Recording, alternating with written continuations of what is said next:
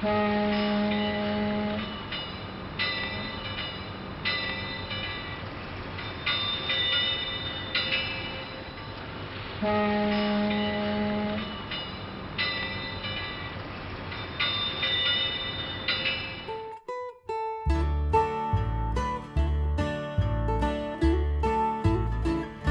farewell to those bitter angels, heed not quit. I first was introduced to the waters of the world when I worked as a juggler on Carnival cruise lines, back when Carnival cruise lines had one boat.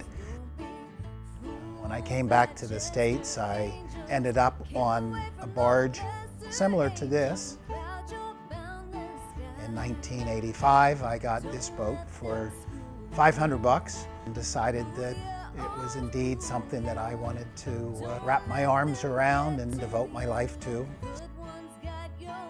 So when I found it, it had about 8 feet of mud, and it took me 2 years to get the mud out and to get it floating. In 1989, we were ready to open our doors. Our first port of call was Hoboken, New Jersey. The barge was built in 1914 for the Lehigh Valley Railroad Company, one of 13 railroads that worked here in the Port of New York. The barge worked as a kind of a shuttle service.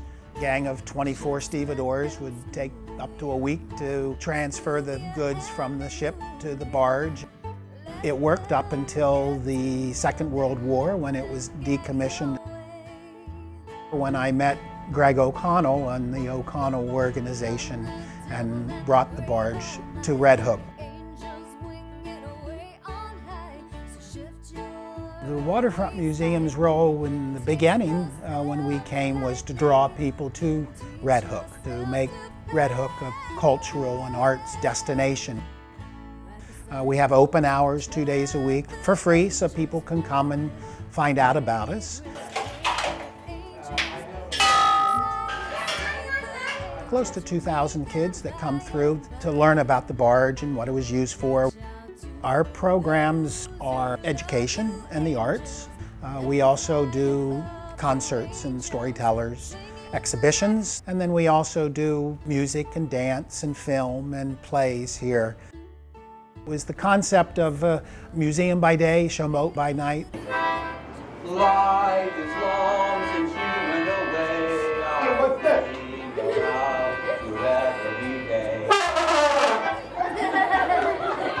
There is, I believe, a need to get people on the water.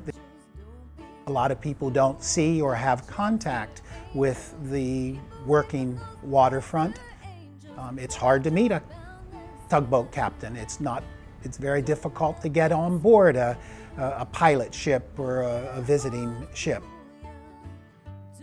Historic preservation is a very tough fight. Once you lose a building or a historic site, it's pretty much gone forever, and out of sight, out of mind. It doesn't take but a flash to forget it altogether that it was there. Would like to think that the museum can be pointed to as showing maybe a positive aspect of holding on to some of our historical resources and help make a link of the past and the future in our present. Can we have a big hand for the guy who has our boat?